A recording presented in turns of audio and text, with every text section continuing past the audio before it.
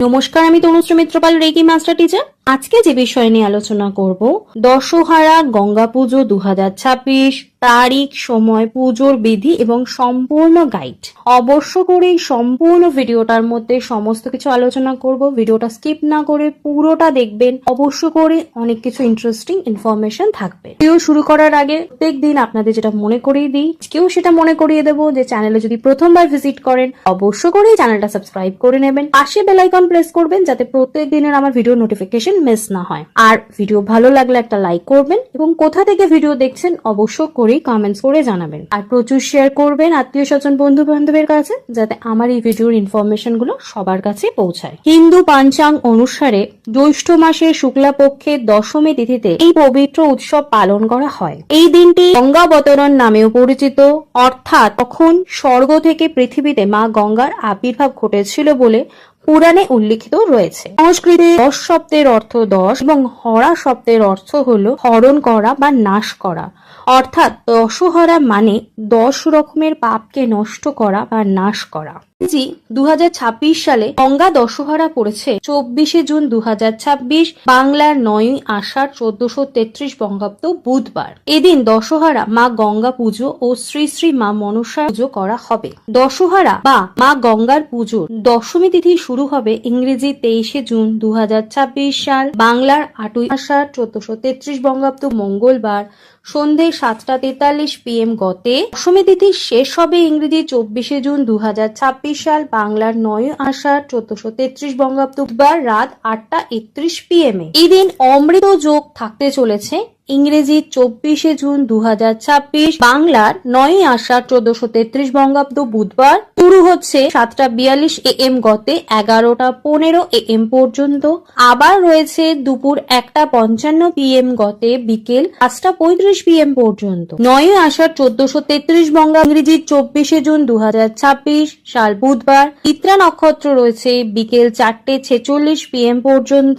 আবার রয়েছে দুপুর 1:46 PM পর্যন্ত। পরিযোগ রয়েছে দুপুর 1:46 PM পর্যন্ত। তর্কণন রয়েছে রাত 8:21 পর্যন্ত।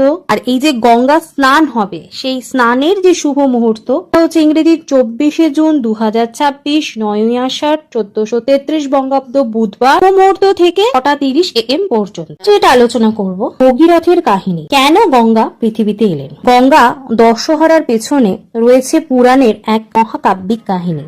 রাজা ভগীরথ ছিলেন সূর্য বংশের একজন মহান রাজা। তার পূর্বপুরুষ রাজা সগরের 60,000 পুত্র কপিল মুনির অভিশাপে ভূষীভূত হয়েছিলেন। তাদের আত্মার মুক্তির জন্য গঙ্গার পবিত্র জলের প্রয়োজন ছিল। ভগীরথ এই অসাধ্য কাজ সাধনের জন্য প্রথমে ব্রহ্মার কাছে বছরের পর বছর তপস্যা করলেন। ব্রহ্মা প্রসন্ন হলে গঙ্গাকে পৃথিবীতে পাঠাতে রাজি হলেন, কিন্তু গঙ্গার তীব্র স্রোত সামলানোর জন্য শিবকে প্রয়োজন। ভগীরথ তখন শিবের তপস্যা করলেন। শিব সন্তুষ্ট হয়ে গঙ্গাকে তার জটায় ধারণ করলেন এবং ধীরে ধীরে পৃথিবীতে প্রবাহিত করলেন। জ্যৈষ্ঠ মাসের শুক্লা দশমী হস্ত নক্ষত্রে গঙ্গা স্বর্গ থেকে পৃথিবীতে অবতরণ করলেন এবং ভগীরথের পূর্বপুরুষদের আত্মার মুক্তি পেল। এই থেকেই গঙ্গাকে ভাগীরথী বলেও বলা হয়। 10 রকমের পাপ যা গঙ্গা স্নানে দূর হয়। পুরাণ মতে গঙ্গা দশহরা দিনে গঙ্গায় স্নান করলে 10 রকমের পাপ থেকে মুক্তি মেলে। এই পাপের মধ্যে মানসিক পাপ রয়েছে 3টি, যেমন পরের ক্ষতি চিন্তা করা, অন্যের সম্পদের লোভ করা, মিথ্যা চিন্তা মনে পোষণ করা। 2 হচ্ছে বাচিক পাপ। এই বাচিক পাপ রয়েছে 4টি, মিথ্যা বলা, কটু বাক্য বলা, বাজে কথা বলা। আর রয়েছে কর্মজ পাপ, সেটা রয়েছে 3টি। 1 হচ্ছে চুরি করা, 2 হচ্ছে হিংসা করা, 3 হচ্ছে অবৈধ কাজ করা। গঙ্গা দশহরার 2026 পূজার বিধি। আজকে যেটা বলবো, আপনি ঘরে বসে যেভাবে পূজা করতে পারেন। কি করতে পারেন? যারা সরাসরি গঙ্গা নদীতে গিয়ে পুজো করতে পারবেন না তারা ঘরে বসে এই পূজা সম্পন্ন করতে পারবেন। প্রথম যে স্টেপ, ভোরবেলা সকালবেলা ঘুম থেকে উঠবেন এবং আপনাকে স্নান করতে হবে। আপনি ব্রহ্ম মুহূর্তে স্নান করছেন, ভোর 4:30 আগে ঘুম থেকে উঠুন। স্নানের যে জল তার মধ্যে আপনি অল্প করে গঙ্গা জল মিশিয়ে স্নান করুন। এরপর আপনি পরিষ্কার জামা কাপড় পরুন। স্টেপ 2 তে যেটা হচ্ছে, আপনি যেখানে পুজো করবেন সেই জায়গাটা আপনাকে প্রস্তুত করতে হবে, তৈরি করতে হবে। তার জন্য প্রথমে আপনি সারা ঘর পরিষ্কার পরিচ্ছন্ন করে নিন, সারা ঘরে গঙ্গা জল ছিটিয়ে দিন। এবার আপনি পরিষ্কার কাপড় বিছিয়ে নিন বা পেতে নিন, নিয়ে আপনি পূর্ব দিকে মুখ করে একটি কলসি নিন, কলসির মধ্যে আপনি গঙ্গা জল নিন, আর একটা কলসি নিন, তাতে আপনি পরিষ্কার জল নিন। এবার আপনি প্রদীপ, ধূপ এবং ফুল আপনি সাজিয়ে নিন। সমস্ত কিছু পুজোর যা যা ফল, মিষ্টি যা যা আপনি নিচ্ছেন বা নিতে চাইছেন সেগুলো আপনি সাজিয়ে গুছিয়ে নিয়ে রেডি করুন। স্টেপ 3, এখানে আপনাকে সংকল্প করতে হবে। আপনি হাতে একটি ফুল নেবেন, একটা মুদ্রা হাতে নেবেন, নিয়ে মনে মনে আপনি সংকল্প করুন মা গঙ্গার কাছে পাপ মুক্তি ও কল্যাণের প্রার্থনা করুন। এই 10টি করে উপকরণ নিবেদন করবেন। কি করবেন? প্রথমে 10 ধরনের ফুল নিবেদন করবেন, তারপর 10 ধরনের ফল নিবেদন করবেন, এরপর 10টি প্রদীপ বা দীপ আপনি নিবেদন করবেন, 10টি পান পাতা নিবেদন করবেন, 10 ধরনের নৈবেদ্য নিবেদন করবেন, 10 রকমের সুগন্ধি আপনি নিবেদন করবেন। 5, সেখানে আপনাকে মন্ত্র পাঠ করতে হবে, আপনাকে 10 বার পাঠ করতে হবে।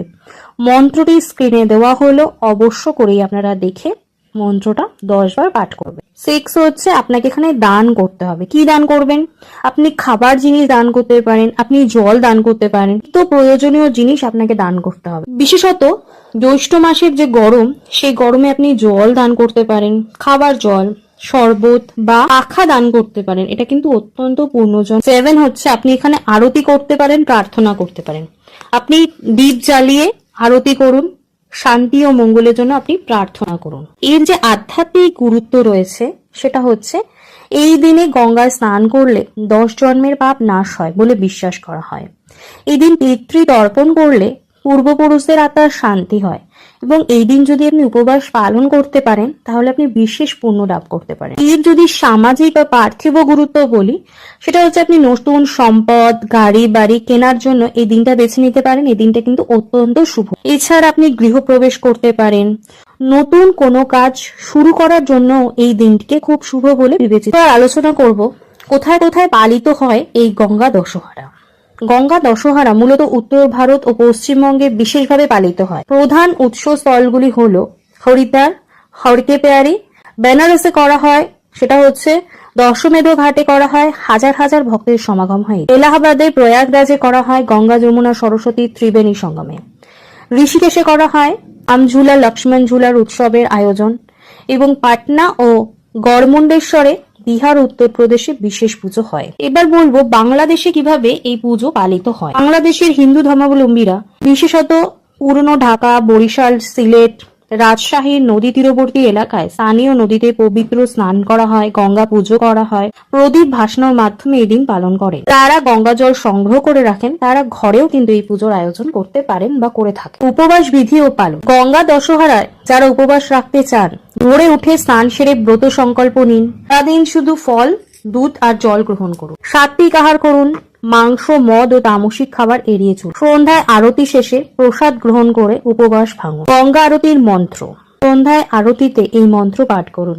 মন্ত্রটি স্ক্রিনে দেওয়া হচ্ছে, অবশ্য করে আরতি যখন করবেন মন্ত্রটি পাঠ করবেন। গঙ্গা দশহরায় গঙ্গার জলে দাঁড়িয়ে বা ঘরে গঙ্গা জল ছিটিয়ে গঙ্গা স্তোত্র পাঠ করলে জীবনের সকল পাপ বিনষ্ট হয় বলে শাস্ত্রে উল্লেখ আছে। গঙ্গার কাছে না থাকলে, আপনার বাড়ির কাছে যদি গঙ্গা না থাকে, তাহলে কি আপনি ঘরে বসে বাড়িতে বসে পুজো করতে পারেন? তাহলে কিভাবে করবেন? হ্যাঁ, অবশ্য করেই করতে পারেন। সেক্ষেত্রে আপনাকে কি করতে হবে? আপনার সারা বাড়িতে বা ঘরে গঙ্গা জল ছিটিয়ে নিতে হবে, আর স্নানের যে জল সেখানেও আপনাকে গঙ্গা জল ছিটিয়ে নিতে হবে। এরপর আপনি কলসিতে কিছুটা গঙ্গা জল রেখে আপনি পুজো করুন, মন্ত্র পাঠ করুন। শাস্ত্র মতে বলে, সত্যিকারে যদি ভক্তি থাকে তাহলে যে কোনো স্থান থেকেই মা গঙ্গাকে পুজো করলে অবশ্য করেই আশীর্বাদ পাওয়া যায়। তাই বলবো যে গঙ্গা দশহরার যে পুজো, সেই পুজোর সময় আপনি যখন গঙ্গা স্নান করছেন কতবার আপনাকে ডুব দিতে হবে। তো এক্ষেত্রে বলি, ঐতিহ্যগতভাবে 10 বার ডুব দেওয়ার বিধান রয়েছে। প্রতিটি ডুবে একটি করে পাপ নাশ হয় বলে বিশ্বাস করা হয়। অবশ্য করেই এই ভিডিও মিস করবেন না, প্রচুর প্রচুর শেয়ার করুন যাতে সকলে এই ভিডিওর বেনিফিটস নিতে পারে। আজকে আমি আলোচনা এখানেই শেষ করলাম। সকলে সুস্থ থাকবেন, ভালো থাকবেন। নমস্কার।